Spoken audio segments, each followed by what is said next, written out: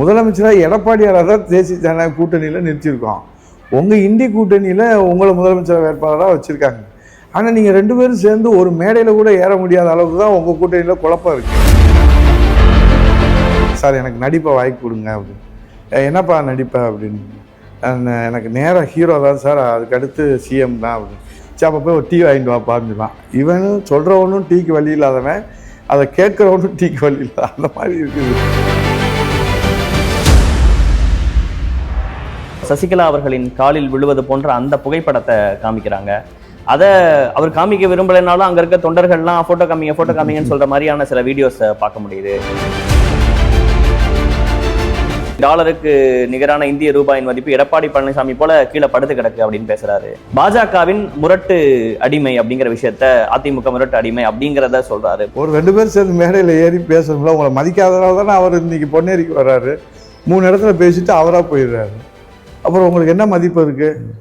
நீங்க அடிமையா நாங்க அடிமையா? பால்டாயில்ங்கிறாரு, கொரோனா வார்டுக்குள்ள போனதை விமர்சிக்கிறாங்க. இது கொஞ்சம் இதெல்லாம் தவிர்த்திருக்கலாம்னு நினைக்கிறீங்களா? நீங்களா ஒரு முதிர்ந்த அரசியல்வாதி.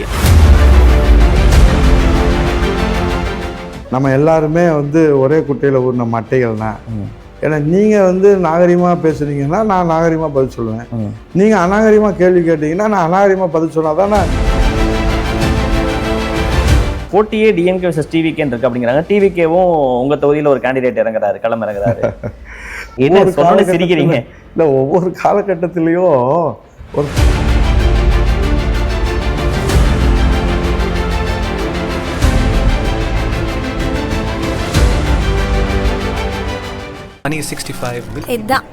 இது மட்டும்தான் பனியன்னா Milky Mist, only Milky Mist. The debate நேயர்களுக்கு வணக்கம். சிறப்பு நேர்காணலில் இன்று நம்மோடு இணைந்திருப்பவர் தமிழ்நாடு சட்டப்பேரவையின் எதிர்க்கட்சி துணைத் தலைவர், திருமங்கலம் தொகுதியின் அதிமுக சார்பாக போட்டியிடக்கூடிய வேட்பாளர் திருமிகு ஆர்பி உதயகுமார் அவர்கள். வணக்கம். எப்படி இருக்கீங்க? தேர்தல் களத்தில் இருக்கோம், நம்பிக்கையோட தேர்தல் களத்தில் இருக்கோம், மக்களை சந்திச்சுட்டு. ஓகே, பரபரப்பான சூழலுக்கு மத்தியில் பரப்புரைகள் தொடர்ந்து மக்கள் சந்திப்புன்னு பிஸியாக இருக்கீங்க. களம் எப்படி இருக்குன்னு நினைக்கிறீங்க? வழக்கமாக எல்லாரும் நல்லா இருக்குன்னு சொல்லுவாங்க, ஆனால் நீங்கள் கொஞ்சம் உண்மையாக எப்படி இருக்குங்கிறத வெளிப்படையாக பேச. ஒவ்வொரு தேர்தலுமே மக்கள் நம் மீது வைத்திருக்கிற நம்பிக்கை, மக்கள் மீது நாம் வைத்திருக்கிற நம்பிக்கை, இந்த 2 கனெக்டிவிட்டி தான் இந்த தேர்தலுடைய ரிசல்ட்டு. பொதுவாக மக்கள் தலைவர்கள் மீது வைத்திருக்கிற நம்பிக்கை, தலைவர்கள் மக்கள் மீது வந்திருக்கிற நம்பிக்கை. அது நீங்கள் புரட்சித் தலைவர் எம்ஜிஆர், புரட்சித் தலைவர் அம்மா, இவருடைய மறு வடிவமாக புரட்சித் தமிழர் எடப்பாடியார். இப்போ எடப்பாடியார் மீது ஒட்டுமொத்த தமிழ்நாட்டு மக்களும் நம்பிக்கை வச்சுருக்கிறாங்க. எடப்பாடியாரும் தமிழ்நாட்டு மக்கள் மீது நம்பிக்கை வச்சுருக்கிறாங்க. அதனால தான் எங்களுக்கு இப்போ எடப்பாடியார் போனால் பார்த்தீங்கன்னா காட்டாற்று வெள்ளம் போல் வர்றாங்க. அவர் சினிமா கவர்ச்சி கிடையாது, அவர் பை பர்த் பெரிய லீடர் கிடையாது, அல்லது அவங்க ஃபாதரோ மதரோ பெரிய லீடர் பேக்ரவுண்ட் கிடையாது. எந்த அரசியல் பின்புலம் இல்லாமல் ஒரு விவசாய குடும்பத்தில் பிறந்து தன்னுடைய உழைப்பால் உயர்ந்து இவ்வளோ மக்களுடைய கவனத்தில் அவர் இருக்காருன்னு சொன்னால் நம்பிக்கை, அந்த கான்ஃபிடென்ட் இது பில்டு பண்ணியிருக்கோம். அதை நம்ம பார்க்க முடியுது, இது பரப்புரையில் பார்க்குறோம். So we are in comfort zone. ஏன் அப்படின்னா அதிமுக தலைமையிலான தேசிய ஜனநாயக கூட்டணி கம்ஃபர்ட் ஜோன். ஏன்னா ஆன்டி இன்கம்பன்சி அவங்க அந்த இயலாமையை மறைக்கிறது மட்டுமல்ல, அதுக்கு விளம்பரத்தை கொடுத்து அதில் கூடுதல் அதிருப்தி ஆகுது. நீங்கள் உங்களுடைய இயலாமையை மக்களாக புரிஞ்சுக்கிறத காட்டிலும் தெரிஞ்சிருமோன்னு நினச்சி நீங்கள் பதட்டப்படுறீங்க பாருங்கள். அப்போ தான் மக்கள் அலர்ட் ஆகிறாங்க. இப்போ இவங்க 5 இயர்ஸில் வாக்குறுதிகள் அது ஒரு புறம் வச்சுருக்குங்க. லாண்ட் ஆர்டர் இஷ்யூ, போதைப்பொருள் தமிழ்நாடு வரலாற்றிலே இது போன்று பார்த்ததில்லை. இது மக்களுக்கு தெரியாதுன்னு ஒரு ரூலிங்கில் இருக்கிறவங்க நினச்சாங்கன்னா அதை விட ஒரு முட்டாள்தனமானது அது எதுவுமே இல்லை. ஸோ அதை ரெக்டிஃபிகேஷனுக்கு என்ன பண்ணணும், அதெல்லாம் மக்கள்கிட்ட அந்த டாக்லாம் நம்ம இப்போ எடப்பாடியார் சொல்லியிருக்காங்க, ஸ்பெஷல் ஃபோர்ஸ் போட்டு நேரடி கண்காணிப்பில் நாங்கள் அதை பண்ணுவோன்னு சொல்லணும். நீங்கள் ஒரு சொல்யூஷன் கொடுக்கணும்ல, அதிகாரம் எதுக்கு? We should find out the solution. நம்ம தீர்வு காணணும், அதுதான் அதிகாரம். ஓகே, நீங்கள் அதை வந்து ஜஸ்டிஃபை பண்ணுறது, இயலாமை ஜஸ்டிஃபை பண்ணுறது, மடைமாற்றம் பண்ணுறது, திசை திருப்புறது, இது மக்களுக்கு எந்த பலனும் தராது. 2011, 16, 21 3 தேர்தல்கள்லையும் வெற்றி பெற்று சட்டப்பேரவை உறுப்பினராக உள்ள போயிருக்கீங்க. 2026 தேர்தலையும் களம் காண்றீங்க. இந்த 3 தேர்தல்களில் கண்டெஸ்ட் பண்ணும்போது இருந்த அந்த அனுபவம் இப்போ ஏதாவது வித்தியாசத்தை உணர்றீங்களா? அந்த காலத்துக்கும் இந்த காலத்துக்கும் என்ன வித்தியாசங்கள்லாம் இருக்கு? இப்போ 2011 வந்து நாங்கள் அப்போசிஷன் பார்ட்டியிலேருந்து அம்மா தலைமையில் பண்ணுறோம். 2016 ரூலிங் பார்ட்டி, 2021 ரூலிங் பார்ட்டி, இப்போ 2026 அப்போசிஷன். இப்போ இந்த அப்போசிஷனில் நாங்கள் நிற்கிற போது என்ன ஆகும் அப்படின்னா, இந்த கிட்டத்தட்ட 11 இருந்த சினாரியோ ஆளுங்கட்சியினுடைய அந்த அதிருப்தி வந்து எங்களுக்கு வந்து சிம்பத்தியாக வரும். அவங்களுடைய ஏமாற்றப்பட்டது இந்த மாதிரி வந்து இப்போ மகளிர் உரிமை தொகைனா எல்லாத்துக்கும் கிடைக்கல. ஸோ அதில் அதிருப்தியானவங்க, முதியோர் ஓய்வூதியத்தில் வந்து ரத்து ஆனவங்க, ஏதாவது கவர்மெண்ட் ஸ்கீமில் வந்து ரிஜெக்ட் பண்ணியிருப்பாங்க, அல்லது அவங்களுக்கு ஃபால்ஸ் ப்ராமிஸ் கொடுத்துருப்பாங்க, வேலை வாய்ப்பில், நலத்திட்டங்களில், இப்படி எல்லா வகையிலுமே பார்த்துட்டிங்கன்னா இந்த ஆன்டி இன்கம்பன்சி அதிருப்தி அலை அப்படின்றது வந்து எங்களுக்கு வந்து ஆப்போசிஷன் பார்ட்டிக்கு மேலே வந்து கூடுதலான பலமாக பலன் கிடைச்சவங்க எப்படி ரியாக்ட் பண்ணுறாங்க? Correct, you are correct. அதில் அந்த பர்சன்டேஜ் தான் வேரியேஷன் இருக்கும். இப்போ ஸ்டாலின் அவர்கள் சொல்லும்போது டிஎம்கே பீரியட்ல டிஎம்கே ஆட்சியில் எங்கள் ஆட்சியால் பலன் பெற்றவங்க குடும்பத்தில் ஒருத்தங்க இருப்பாங்க. நீங்கள் சரியான கேள்வி.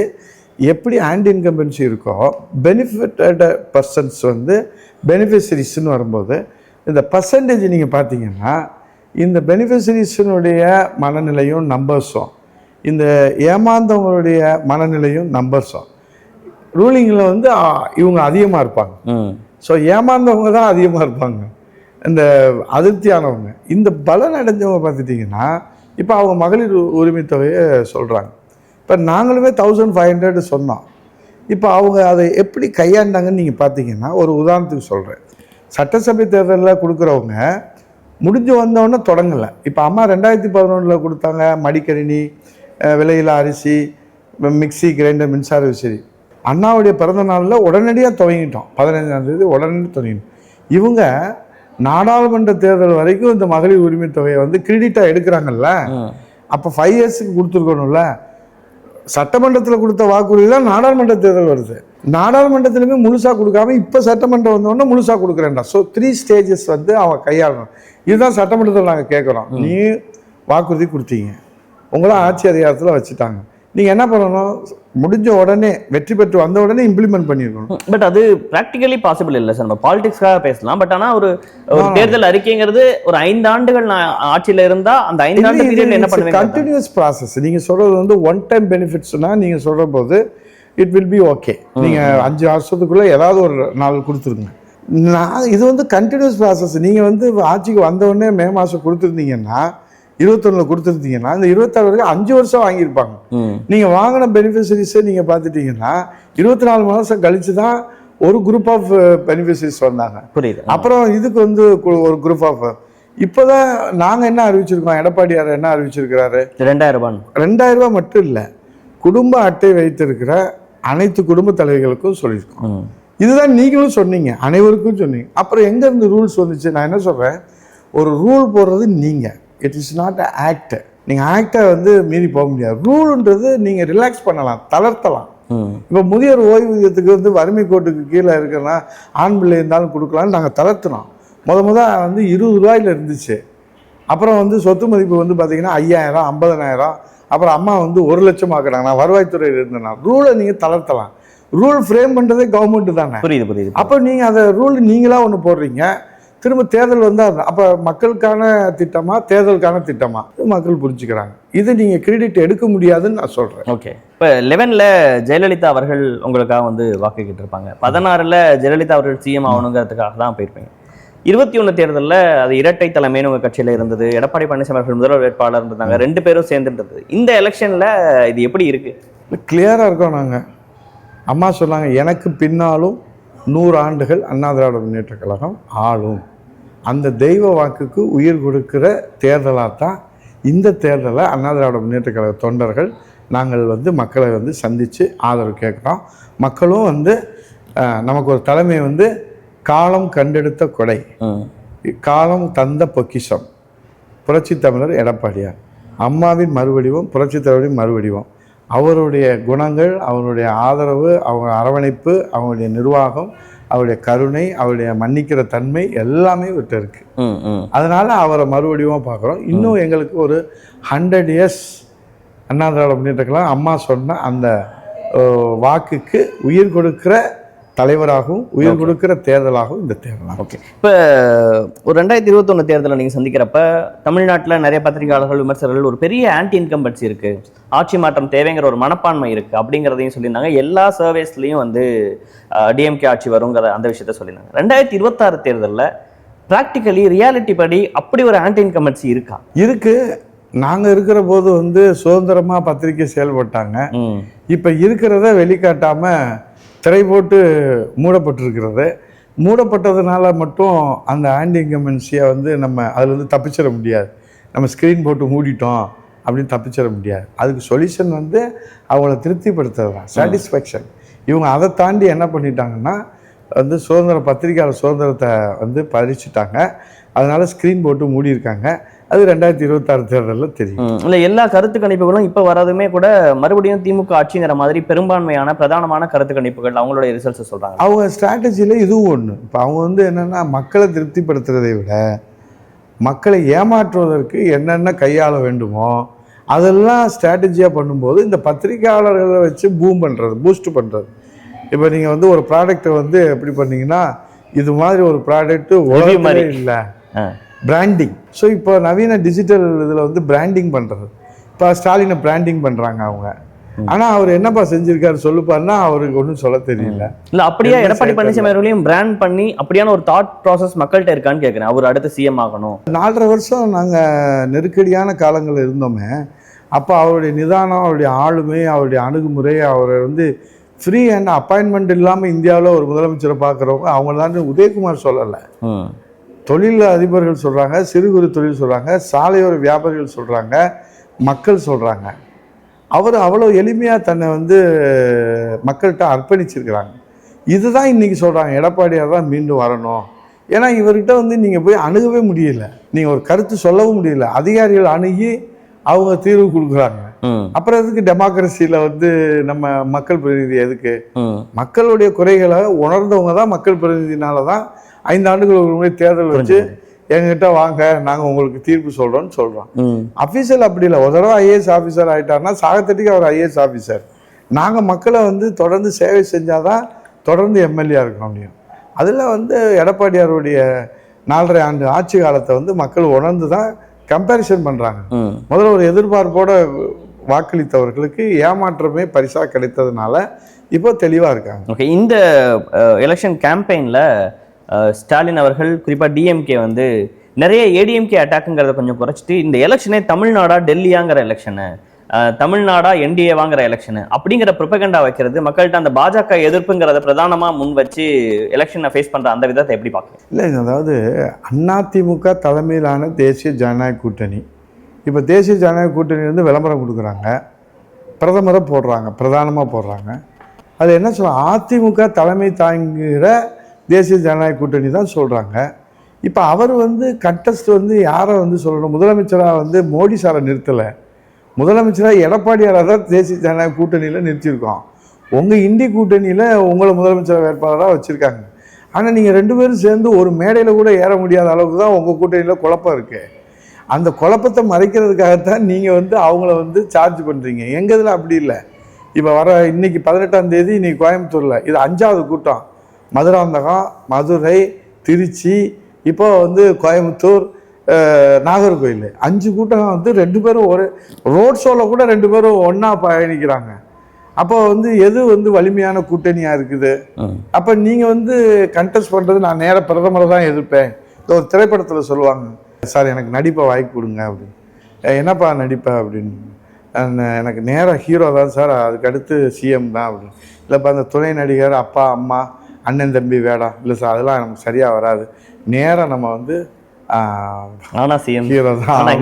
ஹீரோ ஆகணும், அதுக்கப்புறம் டைரெக்டாக சிஎம். சரி அப்போ போய் ஒரு டீ வாங்கிட்டு வா பாருந்துவான். இவனும் சொல்கிறவனும் டீக்கு வழி இல்லாதவன் அதை கேட்குறவனும் டீக்கு வழி இல்லை, அந்த மாதிரி இருக்குது. நேர பிரதமர் தான் எழுப்பேன்னா என்ன தமிழ்நாட்டினுடைய இஷ்யூஸ் என்ன, நான் என்ன சொல்கிறேன்னா, இல்லை தமிழ்நாடு போராடும், தமிழ்நாடு வெல்லும், தமிழ்நாடு தலைகுனியாது, இங்கே வந்து டெல்லியின் ஆதிக்கம் நுழைய விடமாட்டோம், இதை தான் தங்களுடைய பிரச்சாரத்தில் பிரதானமாக முன்வைக்கிறாங்க. அவங்களுடைய எலெக்ஷன் ஸ்ட்ராட்டஜியே எப்படி இருக்கு, அதை எப்படி பார்க்குறீங்கன்னு கேட்குறேன். சார், கான்ஸ்டியூஷன் ஆஃப் இந்தியாவில் நமக்குரிய வந்து வழிகாட்டுதலும், நமக்குரிய அதிகாரமும், நமக்குரிய உரிமைகளும் தெளிவாக இருக்குது. இதை மீறி யாரும் போக முடியாது, போனாலும் மக்கள் அனுமதிக்க மாட்டாங்க. நீங்கள் பூஸ்ட் பண்ணி ப்ரொஜெக்ட் பண்ணி நீங்கள் வந்து ஒரு அனுதாபத்தை தேடுறீங்க. இப்போ வந்து இது வரைக்கும் இல்லாத வகையில் 11 மருத்துவக் கல்லூரி மத்திய அரசு வந்து தமிழ்நாட்டுக்கு கொடுத்துருக்காங்க. பிஜேபி ஆளுகிற மாநிலத்தில் கூட இது கொடுத்ததில்லை. இன்றைக்கி மெட்ரோ ரயில் திட்டம் வந்து பார்த்துட்டிங்கன்னா நமக்கு கொடுத்துருக்காங்க. அதே போல் வந்தே பாரத் பார்த்திங்கன்னா அதிகமான வந்தே பாரத் நமக்கு தான் கொடுத்துருக்குறாங்க. இன்ஃப்ராஸ்ட்ரக்சரில் வந்து 4-வே பார்த்தா இப்போ இந்த நகாய் திட்டத்தில் திருமங்கலத்துலேருந்து கொல்லம் வரைக்கும் போகுது. இது மாதிரி நீங்கள் நகாயில் அதிகமான சாலைகள் நாங்கள் இருக்கிற காலங்களில் நில எடுப்பு கொடுத்தோம். அது நீங்கள் நில எடுப்பு கொடுக்கல, கேட்டால் ரோடு போட மாட்டாங்கன்னு. நிலம் எடுத்து கொடுக்குறது வந்து மாநில அரசுடைய கடமை. அப்போ தான் நகாய் திட்டத்தில் ரோடு போட முடியும். இப்போ எய்ம்ஸ் மருத்துவமனை இடம் எடுத்து கொடுக்க வேண்டியது எங்களுடைய கடமை. மாநில அரசு நான் வருவாய்த்துறை அமைச்சராக இருந்து எடுத்து கொடுக்குறோம், முதலமைச்சர் எடப்பாடி அவருடைய வழிகாட்டுதோட. நீங்கள் எதுவுமே செய்யாமல் பழியை மட்டும் சுமத்துனீங்கன்னா அதனால் யாருக்கு என்ன வளர்ச்சி வரப்போகுது, என்ன பிரயோஜனம்? 19 நாடாளுமன்ற உறுப்பினர் இருக்கிறாங்க, மெஜாரிட்டி இருக்கீங்க. நீங்கள் இதை வச்சு மக்களுக்கு எதுவுமே செய்யாமல் டீலிமிட்டேஷன் பிரச்சனையில கூட வந்து பாஜகவுடைய மசோதா தோக்கடிச்சிருக்கிறாங்க சார். சார், மகளிர் உரிமை மசோதாவை இடஒதுக்கீட்டில் எல்லாருடைய கனவு அது. அது 2023 பாஸ் ஆகிடுச்சு. 3 பில்லு வந்து அதில் வந்து சேர்த்து தான் அது பண்ணி அதில் வந்து பண்ணுறாங்க. இப்போ நீங்கள் இதில் டீலிமிட்டேஷன்னு அவங்க பர்சன்டேஜ் போட்டு எத்தனை தொகுதி எந்தெந்த மாநிலத்துக்கு உயரப்போகுது, இப்போ எக்ஸிஸ்டிங் ஒரு சீட்ஸ் என்ன, இதை ப்ரொஜெக்ஷன் பண்ணி வந்துச்சுன்னா எத்தனை சீட்ஸ் வந்து பூம் ஆகும், இன்க்ரீஸ் ஆகும், எல்லா டேட்டாவும் கொடுக்குறாங்க அவங்க. நீங்கள் வந்து இப்போ உங்களுக்கு 39 பேர் இருக்கிறதா 59 பேர் ஆனால் உங்களுக்கு என்ன இது இல்லை, சரி பிரதமர் வர மாட்டியாது, ஜனாதிபதி வர முடியாதுன்றீங்க. மூப்பனாருக்கு பிரதமர் ஆகக்கூடிய வாய்ப்பு வரும்போது அதை யார் தடுத்தா? இதுதான் புரட்சி தமிழர் எடப்பாடியார் நேற்று சொன்னார். அப்துல் கலாம் அவர்கள் 2வது முறையாக வரணும்னு சொல்லி அம்மா அவர்கள் வந்து ஆதரவு கொடுக்குற போது நீங்கள் என்ன பண்ணீங்க? சரி தமிழன்னு சொல்கிறீங்க, சிபி ராதாகிருஷ்ணன் நின்றார், அவருக்கு நீங்கள் என்ன பண்ணீங்க? சமூக நீதினு சொல்கிறீங்க, ஜனாதிபதியாக அந்த அம்மா நின்ற போது நீங்கள் எதிர்த்து ஓட்டு போட்டீங்க. ஸோ அதெல்லாம் எல்லாமே பேச்சளவில் தான் இருக்கணும் சார். நீங்கள் மத்திய அரசை பழி சுமத்தி நீங்கள் எப்படி வந்து மாநில அரசில் வந்து நலத்திட்டங்களை பெற முடியும்? இல்லை, இது மக்கள்கிட்ட எடுபடுதான்னு கேட்குறேன். தமிழ்நாடா டெல்லியாங்கிற பேசுகிறதா இருக்கலாம். 100% வந்து சார் இது ஏமாற்றுற வேலை. கருப்பு சட்டையை போட்டுக்கிட்டு நீங்கள் காலையில் எந்திரிச்சு நீங்கள் வந்து மக்களை ஏமாற்ற நினைக்கிறீங்க. நீங்கள் மத்திய அரசில் நாங்கள் வந்து இதெல்லாம் பெற்றுக் கொடுத்தோம், மெட்ரோவுக்கு பெற்றுக் கொடுத்தோம். 100 நாள் வேலையவே முழுமையாக நீங்கள் சம்பளம் வாங்கி தராமல் 6 மாதமாக நிலையிலேருந்து 2999 கோடி ரூபா எடப்பாடியார் தான் போய் அமித்ஷா சொல்லிட்டு வந்து. நான் என்ன கேட்குறேன், உங்களுக்கு அதிகாரம் எதுக்கு? சண்டை போடுறதுக்கா, மக்களை வாழ வைக்கிறதுக்கா? உங்களுக்கு மதிநுட்பம் வேணும் சார். ஒரு பீஸ்ஃபுல் ஒரு தடவை சண்டை போட்டால் ஒரு தடவை நான் உரிமையை விட்டு கொடுக்க சொல்லலை. நான் அதே நேரத்தில் நீங்கள் வந்து உரிமையே பெறவே இல்லையே நீங்கள். ஏன்னா ப்ரொபகண்டால உதயநிதி ஸ்டாலின் அவர்கள் போன எலெக்ஷனில் சில ஃபோட்டோஸ் காமிச்சாங்க. அதே போன்ற ஒரு ஃபோட்டோவை சசிகலா அவர்களின் காலில் விழுவது போன்ற அந்த புகைப்படத்தை காமிக்கிறாங்க. அதை அவர் காமிக்க விரும்பலைனாலும் அங்கே இருக்க தொண்டர்கள்லாம் ஃபோட்டோ காமிங்கன்னு சொல்கிற மாதிரியான சில வீடியோஸை பார்க்க முடியுது. ஸ்டாலின் அவர்கள் பேசும்போது டாலருக்கு நிகரான இந்திய ரூபாயின் மதிப்பு எடப்பாடி பழனிசாமி போல கீழே படுத்து கிடக்கு அப்படின்னு பேசுகிறாரு. இந்த விஷயங்கள்லாம் எப்படி பார்க்குறீங்க? பாஜகவின் முரட்டு அடிமை அப்படிங்கிற விஷயத்த அதிமுக முரட்டு அடிமை அப்படிங்கிறத சொல்றாரு. பாஜக அடிமை அதிமுகங்கிறது தான் இந்த எலெக்ஷனுக்கு பிரதானமான ப்ரொபகண்டாவாக வைக்கிறாங்க. வயதில் மூத்தவங்களில் இப்போ நாங்கள் ஓட்டு கேட்க போகிறோம். எல்லா வாக்காளர்களையும் வயதான வாக்காளர்களை காலில் விழுந்து தான் ஓட்டு கேட்குறோம். இது நம்ம வந்து தமிழ் மரபில் வயதில் மூத்தவங்கள்ட்ட வந்து நம்ம காலில் விழுந்து வணங்குறதுன்றது வந்து ஒரு பெரிய வந்து பாவச் செயலோ இல்லை தேச விரோத குற்றமோ இல்லை. நீங்கள் அவரை பற்றி சொல்கிறதுக்கு எந்த சப்ஜெக்டும் இல்லாதனால நீங்கள் இந்த ஃபோட்டோ தூக்கிட்டு தெரியுறீங்க. நீங்கள் இப்போ இதில் என்ன தாக்கம், மக்களுக்கு என்ன செய்தி நீங்கள் சொல்ல போகிறீங்க? அடிமைன்னு சொல்கிறீங்க. நீங்கள் எந்த இந்தியாவிலையும் ஆளுங்கட்சியாக இல்லை, தமிழ்நாட்டிலையும் ஆளுங்கட்சியாக இல்லை. அந்த காங்கிரஸுக்கு நீங்கள் எத்தனை கூட்டணியில் கொடுத்தீங்க சீட்டு? புரட்சி தமிழர் எடப்பாடியார் வந்து எத்தனை சீட்டு கொடுத்தாரு? இந்தியாவே ஆளுற கட்சி, எத்தனை மாநிலங்களில் ஆளுங்கட்சியாக இருக்கிற கட்சிக்கு அதிமுக அலுவலகத்துக்கு வர வச்சு அங்கே கையொப்பம் விட்டு அங்கே தான் சீட்டு ஒதுக்கி ஷேரிங் கொடுத்தாங்க. நீங்கள் என்ன பண்ணுறீங்க? ஒன்றுமே இல்லாத கட்சிக்கே நீங்கள் வந்து ஒரு கையெழுத்து போட்டு 2 பேரும் சேர்ந்து மேடையில் உங்களை அவர் மதிக்கவே இல்லை. ஒரு 2 பேர் சேர்ந்து மேடையில் ஏறி பேசணும்ல, உங்களை மதிக்காதனால தானே அவர் இன்றைக்கி பொன்னேரிக்கு வர்றாரு. 3 இடத்துல பேசிட்டு அவராக போயிடுறாரு. அப்புறம் உங்களுக்கு என்ன மதிப்பு இருக்குது? நீங்கள் அடிமையா நாங்கள் அடிமையா? எங்களை பக்கத்தில் ஏற்றி உட்கார வச்சுட்டு வண்டியில் போயிட்டுருக்காங்க. எங்கள் எடப்பாடியாரை வந்து மதித்து எல்லா கூட்டத்துலையும் பேசுகிறாங்க. ஏன் உங்களுக்கு வந்து நீங்கள் அடிமையா நாங்கள் அடிமையா? இல்லை, இது எமோஷன்ஸை டச் பண்ணாதான்னு கேட்குறேன் சார். இப்போ வந்து இந்த துரோகிங்கிறதா இருக்கட்டும், நேற்று ஓபிஎஸ் அவர்களுக்கு ஆதரவாக பிரச்சாரம் பண்ண போயிட்டு அந்த துரோகிங்கிற பிரச்சாரத்தை முன்வைக்கிறதா இருக்கலாம், காலவாரி விடுறாங்க, இப்படி எமோஷன்ஸா சார். புரட்சித் தலைவர் எம்ஜிஆர் வந்து திமுகவில் பேரறிஞர் அண்ணா வந்து இதயக்கணின்னு சொன்னார். அண்ணாவுடைய மறைவுக்கு பிறகு கருணாநிதி குடும்பம் கபில்கரப்பட்டாங்க திமுகவை. உடனே புரட்சித் தலைவரை வந்து அவமானப்படுத்தினாங்க, அவரை ஐசோலேட் பண்ணாங்க. ஏன்? மூகா முத்துக்கு இவர் போட்டியாக வந்துடுவார்னு. கடைசியில் மூகா முத்து காணாமல் போயிட்டார். புரட்சி தலைவர் தான் வந்து மக்கள் மனதில் நிறைந்திருந்தார். அதுக்கு அடுத்த ஜென்ரேஷன் வந்தாங்க, ஸ்டாலினை முன்னிலைப்படுத்தினாங்க. அப்போ வைகோ வந்து தன்னுடைய பேச்சாற்றல்னால மக்கள்கிட்ட ஒரு வசீகரம் இருந்துச்சு, தொண்டர்கிட்ட வசீகரம் இருந்துச்சு. இவர் என்றைக்குனாலும் அவர் போட்டியாக வந்துடுவார்னு சொல்லி இவர் மேலே கொலைப்பழி சுமத்தினாங்க. அதனால் அவர் போய் கட்சியை தொடங்கினார். ஆனால் அவர் மக்களோட அங்கீகாரம் பெற முடியல.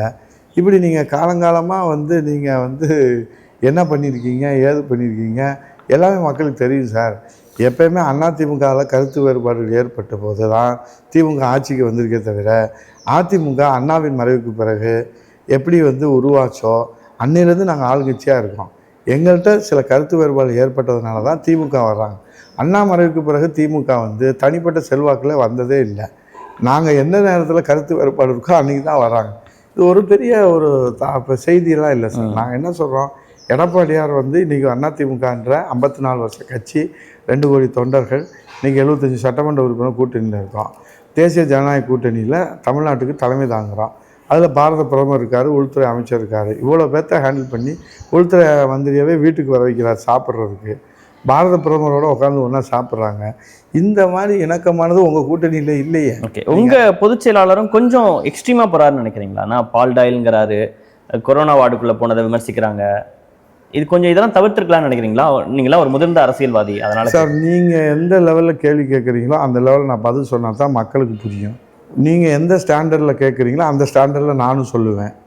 நம்ம எல்லாருமே வந்து ஒரே குட்டையில் ஊறின மட்டைகள்னா. ஏன்னா நீங்கள் வந்து நாகரிகமாக பேசுனீங்கன்னா நான் நாகரிகமாக பதில் சொல்லுவேன். நீங்கள் அநாகரிகமாக கேள்வி கேட்டீங்கன்னா நான் அநாகரிகமாக பதில் சொன்னால் தானே பார்க்குறவங்களுக்கு புரியும். இல்லை, அதிமுகவோட தலைவர் இல்லை, அதனால கேட்குறேன். மற்றவர்கள் பேசுவதெல்லாம் புரிஞ்சுக்க. நீங்கள் தலைவரை தானே சார் பர்சனலாக அட்டாக் பண்ணுறீங்க. நீங்கள் என்ன சொல்லுங்கள், இவருடைய செயல்பாட்டை சொல்லுங்கள், இவருடைய இதை பொறுத்து சொல்லுங்கள். 11 தடவை தோத்தாரு. தோற்றதுக்கு எப்படி தலைவர் கட்சி தான் பொறுப்பேற்க முடியும்? அம்மா வந்து தோற்றதுக்கப்புறம் நான் பொறுப்பேற்றுக்கிறேன், நான் மீண்டும் ஆட்சி கொண்டு வரேன்னு சொன்னாங்க. இன்றைக்கி இவர் ஆட்சி கொண்டு வர்றதுக்காக தான் பாடுபட்டு இருக்காரு. நீங்கள் வந்து தலைவரை கட்சியை அட்டாக் பண்ணுங்கள், அதில் விவரம் சொல்லுங்கள். இன்றைக்கி எல்லாருடைய விமர்சனமும் பார்வையும் யார்கிட்ட இருக்குது? எடப்பாடிகிட்ட தான் இருக்குது. ஏன்னா அவர் தான் சுற்றி சுற்றி அடிக்கிறாரு. நீங்கள் எல்லாத்தையும் சரண்டர் ஆக்கிட்டீங்கல்ல. இப்போ திமுகவை வலிமையாக தமிழ்நாட்டில் எதிர்க்கிறதுக்கு யார் இருக்கா? ஆப்வியஸ்லி திமுக vs அதிமுக தான். யார்? அதை தான் சார் சொல்கிறேன். அவர் தான் எதிர்க்கிறாரு. அதனால் அவர் மேலே வந்து நீங்கள் தனிநபர் விமர்சனம் சொல்லும் போது அதுக்கு அவர் விளக்கம் சொல்ல வேண்டியது உரிமை வந்துடுதுல, கடமை வந்துடுதுல்ல. அது அடிப்படையில் தான். அது தவிர அவர் ரொம்ப தனிநபர் விமர்சனத்தை வந்து நாங்களே பேசினா கூட அதை அனுமதிக்க மாட்டார், கண்டிப்பார். அதுவும் அரசியலை நாகரிகமாக எடுத்துகிட்டு போகணும். சட்டசபையிலே மூத்தவங்க அவங்களுக்கெல்லாம் வந்து நாங்களே அவசரத்தில் ஏதாவது பேசுனா கூட அவை குறிப்பிலேருந்து அவரே எடுக்க சொல்லுவார். புரியுது. அந்த மாதிரி ஒரு அரசியலுடைய நாகரிகமான ஒரு அடையாளமாக தான் அவர் இருக்காரு. ஓகே, நீங்கள் எந்த தர டிக்கெட்டுக்காக போனீங்கன்னா நாங்கள் அதை விட தர டிக்கெட்டுக்கு போவோம். அது ஒன்றும் பெரிய விஷயம் இல்லை. மக்களுக்கு எந்த லாங்குவேஜில் சொல்லணுமோ அந்த லாங்குவேஜில் சொல்லுவோம். ஓகே, நீங்கள் ஒரு சட்டமன்ற உறுப்பினராக இருக்கக்கூடிய அதே தொகுதி, சிட்டிங் எம்எல்ஏவாக இருக்க அதே தொகுதியில் தான் மீண்டும் கண்டெஸ்ட் பண்ணுறீங்க.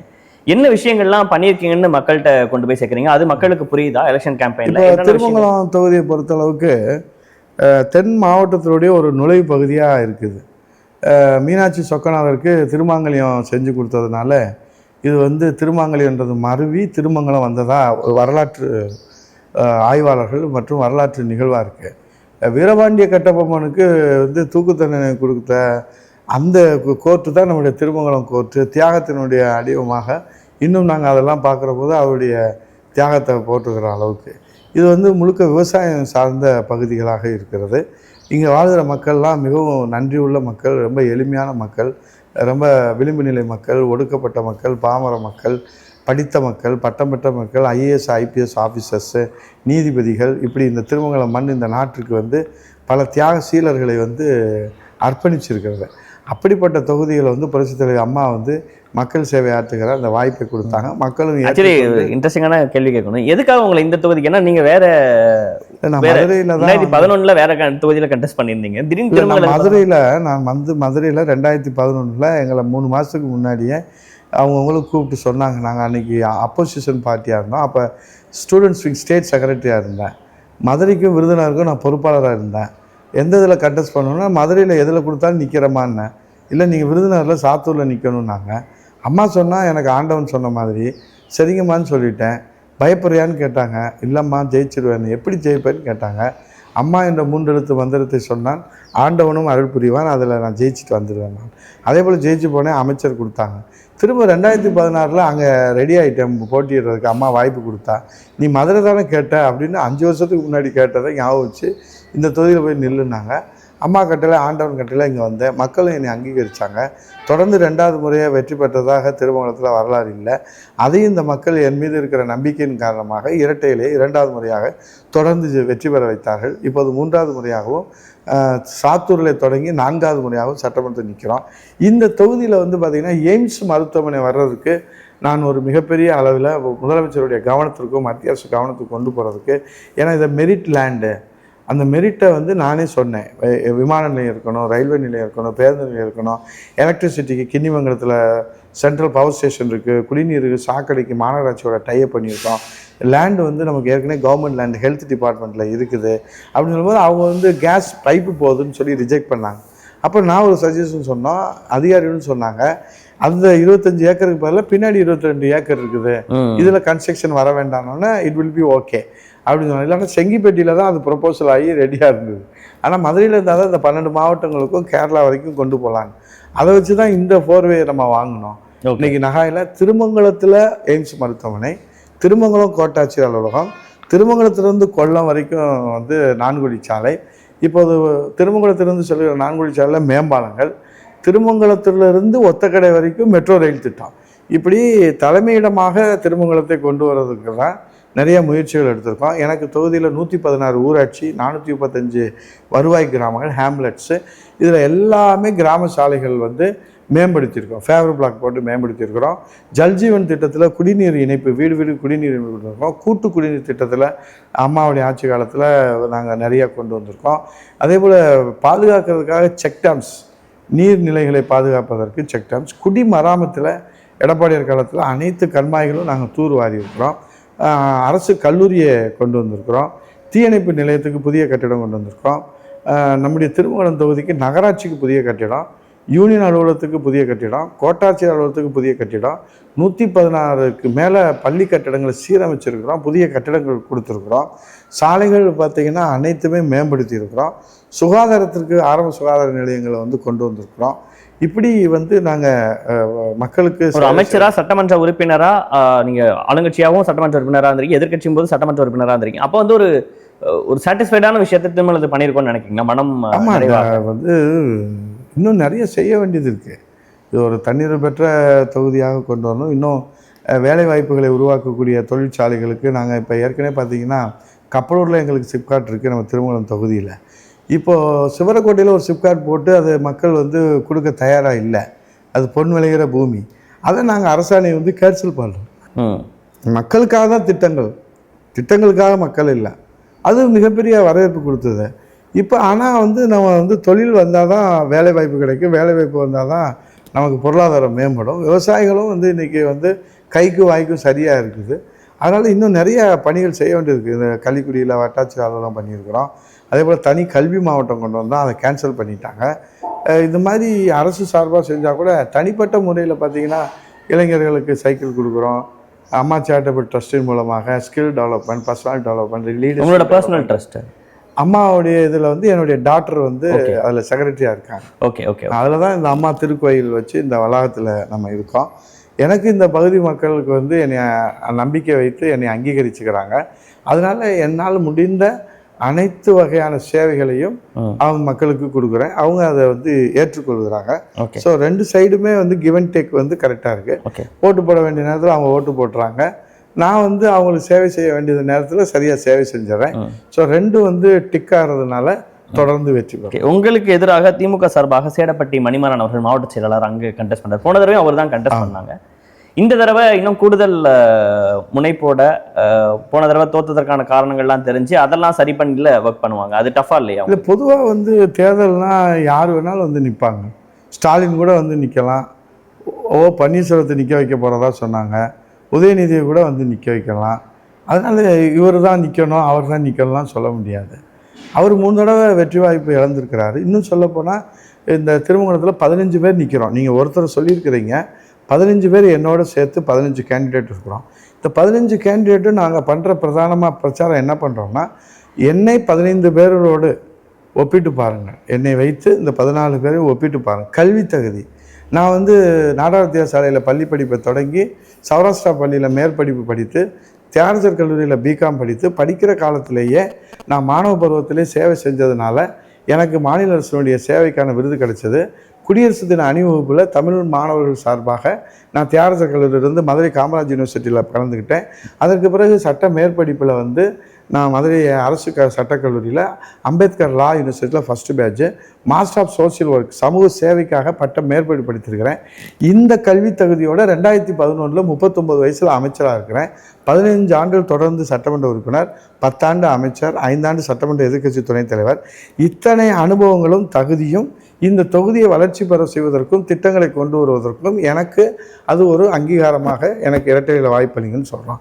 என்னை எதிர்த்து போட்டியிடுபவர்கள் இரட்டையில போட்டியிடுவோம். அவருடைய கல்வி தகுதி, உழைப்பு, சேவை, நாணயம், ஒழுக்கம் இதெல்லாம் நீங்கள் ஒப்பிட்டு பாருங்கள். உதயகுமார் உங்கள் உள்ளத்திலே ஒருபடி உயர்ந்திருப்பேன், அதனால் எனக்கு இரட்டையில வாக்களிங்க அப்படின்னு நம்ம கேட்குறோம். அவங்களுடைய உதயகுமார் அவர்களை வீழ்த்தணும், அரசியல் ரீதியாக தோக்கடிக்கணும் அப்படின்னு டார்கெட் பண்ணி ஒர்க் பண்ணாங்கன்னு நீங்கள் நினைக்கிறீங்களா? ஏன்னா வழக்கமாக எல்லா இடங்களுக்கும் ஒரு எதிர்க்கட்சிகள் கவனம் செலுத்தினாலும் கூட 2-3 தடவை வந்து சபரீசன் அவர்கள் வராரு, முதல்வர் அவர்கள் வராரு, உதயநிதி ஸ்டாலின் அவர்கள், மதுரைங்கிற பிரதான இடம்னு ஒன்று இருக்குது. ஆனால் உதயகுமார் அவங்களோட டார்கெட் லிஸ்ட்டில் ஒருத்தங்களா இருக்காங்க.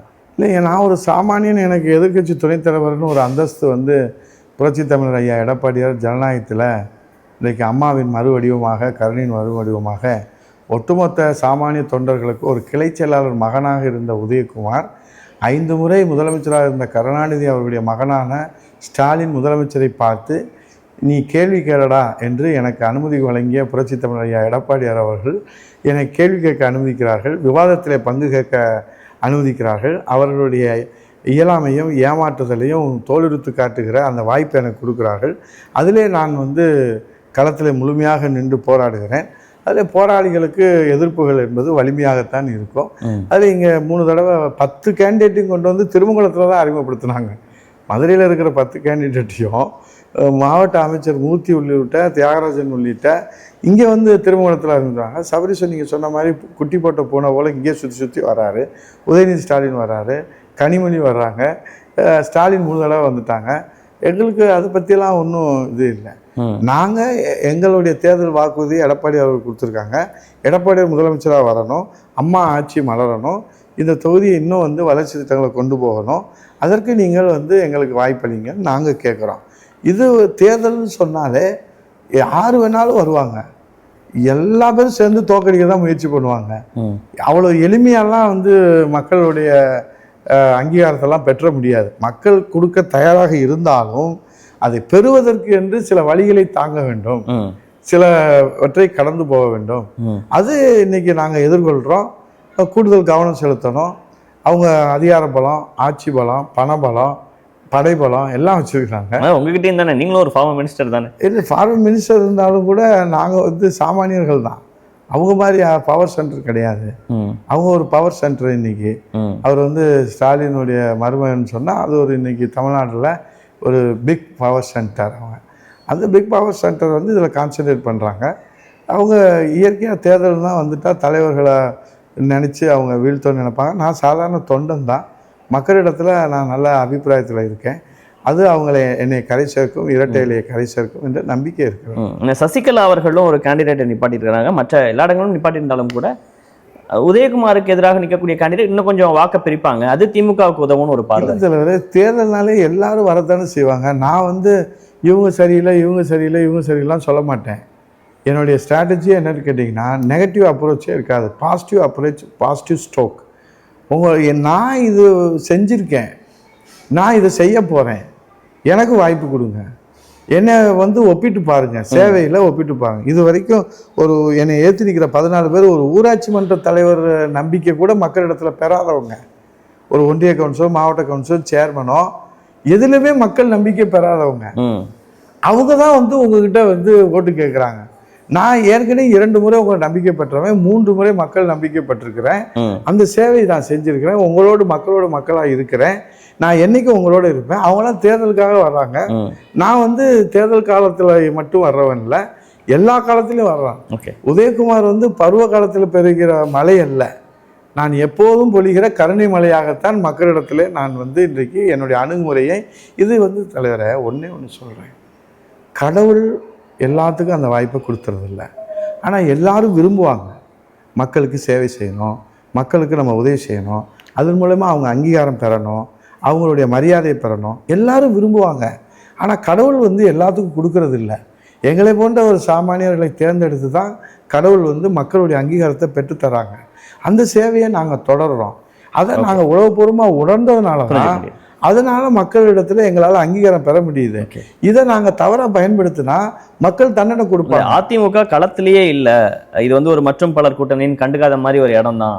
போட்டியே டிஎம்கே vs டிவிகேன்னு இருக்கு அப்படிங்கிறாங்க. டிவிகேவும் உங்க தொகுதியில் ஒரு கேண்டிடேட் இறங்குறாரு, களம் இறங்குறாரு. அதுதான் நான் சொல்றேன்ல,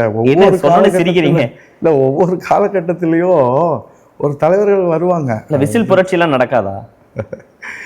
அதாவது நான் யாரையும் வந்து தேர்தல் நேரத்தில் வந்து மனம் புண்படும்படியாவோ அவங்கள வந்து அவமரியாதவோ நான் பேசுறது.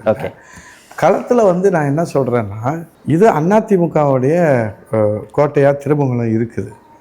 இரட்டை இலையாக எங்களுடைய தொண்டர்கள் மக்களுக்கு சேவை செய்து உருவாக்கி வச்சுருக்காங்க. அதில் தொடர்ந்து சேவை செய்கிறதுக்கு அம்மா என்னை வந்து இங்கே ஒப்படைச்சாங்க. எடப்பாடியாரும் அம்மா வழியில் என்னை இவங்ககிட்ட ஒப்படைச்சிருக்கிறாங்க. நாங்கள் எங்கே குறை வச்சாதான் அவங்க வர முடியும். புரிஞ்சுக்க முடியும். நாங்கள் வந்து குறை வைக்கிறது இல்லை. இந்த cup should be vacant. Anybody can fill up the cup with water, with coffee, with boost and anything. Already the 2 leaf fill up the cup with boost for people. So அதனால வந்து யாரும் அதில் வந்து ஃபில் அப் பண்ணால் கீழே தான் சிந்தும். அதில் கப்பில் ஃபில் அப் ஆகும். 2 தடவை திருமங்கலம் தொகுதியோட எம்எல்ஏவாக இருந்திருக்கீங்க. இப்பயும் மக்கள்கிட்ட போய் சந்திக்கிறீங்க, உங்களுக்கு ஓட்டு போட சொல்லி கேட்குறீங்க. இன்னும் என்ன செய்ய வேண்டிய தேவை இருக்குன்னு நினைக்கிறீங்க? என்ன உங்களுடைய பிளானாக இருக்கு? முதல்ல வந்து இந்த மெட்ரோ ரயில் வந்து பார்த்தீங்கன்னா திருமங்கலத்துக்கும் மதுரைக்கும் கனெக்டிவிட்டி ஏற்படுத்தணும். அது மதுரைக்கும் திருமங்கலத்துக்கும் வந்து ஆக்சுவலாக அது ப்ரொப்போசல் எல்லாமே திருமங்கலம் டு ஒத்த கிடையாது.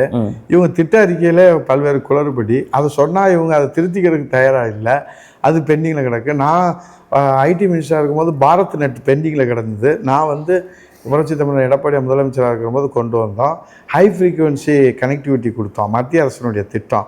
எய்ம்ஸ் மருத்துவமனை கொண்டு வந்தோம். அதே மாதிரி மெட்ரோ ரயில் கொண்டு வரணும். பஸ் போர்ட் வந்து 3 மாவட்டத்தில் அறிவித்தாங்க. முதலமைச்சருடைய தொகுதியாக இருக்க சேலம் மாவட்டம், உள்ளாட்சித்துறை அமைச்சராக இருக்க அண்ணன் எஸ்பி வேலுமணி அவருடைய கோயம்புத்தூர் மாவட்டம், வருவாய்த்துறை அமைச்சராக இருக்கிற மதுரை மாவட்டம் திருமங்கலம் தொகுதிக்கு பஸ் போர்ட்டு கொடுத்தாங்க. அது கிடப்பில் கிடக்கு.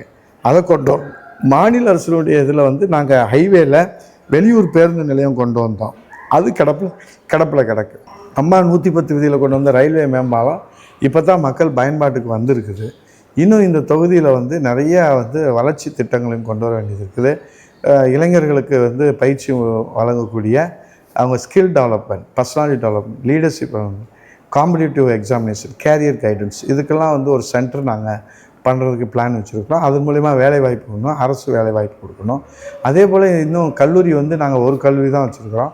இன்னும் அரசு கல்லூரி கொண்டு வரணும், வேளாண்மை கல்லூரி கொண்டு வரணும், சட்டக்கல்லூரி கொண்டு, இதெல்லாம் சட்டமன்றத்தில் நாங்கள் கேட்டிருக்கோம்.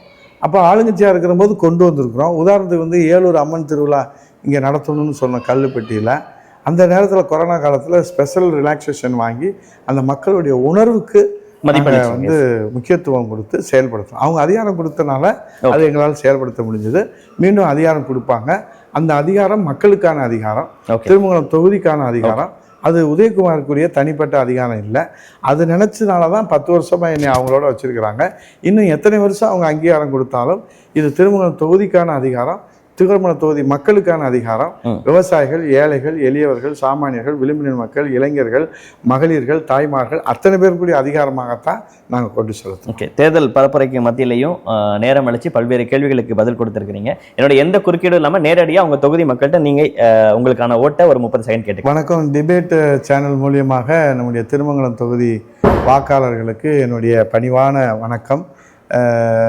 அனைத்து இந்திய அண்ணா திராவிட முன்னேற்ற கழக தலைமையிலான தேசிய ஜனநாயக கூட்டணியில் இரட்டை இலை சின்னத்தில் திருமங்கலம் தொகுதியில் 4வது முறையாக போட்டியிடுகிற இந்த சாமானிய எளியவனுக்கு நீங்கள் தொடர்ந்து இரட்டை இலை சின்னத்தில் வாக்களித்து இந்த திருமங்கலம் தொகுதியை தன்னிறைவு பெற்ற முதன்மையான வளர்ச்சி மிகுந்த தொகுதியாகவும், எய்ம்ஸ் மருத்துவமனை உடனடியாக மக்கள் பயன்பாட்டிற்கு வருவதற்கும், மெட்ரோ ரயில் திட்டம் நம் திருமங்கலத்திலிருந்து கொண்டு வருவதற்கும், திருமங்கலத்தை தலைமையிடமாக கொண்டு பல வளர்ச்சி திட்டங்களை கொண்டு வருவதற்கும், சுங்கச்சாவடிக்கு கப்பலூர் சுங்கச்சாவடிக்கு நிரந்தர தீர்வு கண்டிடவும், கனிம வளம் கொள்ளையடிக்கப்படுவதை தடுத்து நிறுத்தி பாதுகாத்திடவும், அதன் மூலமாக நீர்நிலைகளை மேம்படுத்திடவும், வருகிற காலங்களிலே குடிமராமத்து திட்டத்தை புரட்சித் தமிழர் எடப்பாடியார் தலைமையில் நாம் அனைத்து கண்மாய்களையும் தூர்வாருவதற்கும், அதே போல் வாறுகால் வசதிகளை செய்து கொடுப்பதற்கும், விவசாயம் செழிப்பதற்கும் இரட்டை இலை சின்னத்திலே வாக்களித்து என்னை அமோக வெற்றி பெற செய்து உங்கள் வீட்டு பிள்ளையாக என்னை ஏற்றுக்கொண்டு எனக்கு அங்கீகாரம் வழங்கினால் உங்களுக்காக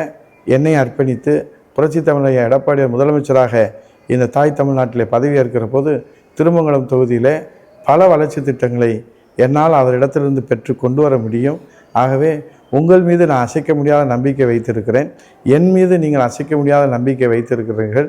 இடையில் எத்தனை பேர்கள் வந்தாலும் அவர்களெல்லாம் இன்றைக்கு தேர்தல் நேரத்திலே வருபவர்கள். உங்கள் வீட்டு பிள்ளை, உங்கள் வீட்டு காவல்காரன் உதயகுமார் உங்கள் காலடியை சுற்றி சுற்றி வருகிற இந்த எளியவனுக்கு மீண்டும் இரட்டை இலை சின்னத்தில் வாக்களித்து வெற்றி பெற செய்ய வேண்டும் என்று உங்கள் பாதம் பணிந்து வணங்கி கேட்டுக்கொள்கிறேன். நன்றி, வணக்கம். வாக்களிப்பீர் இரட்டை இலை, வெற்றி பெற செய்வீர் இரட்டை இலை.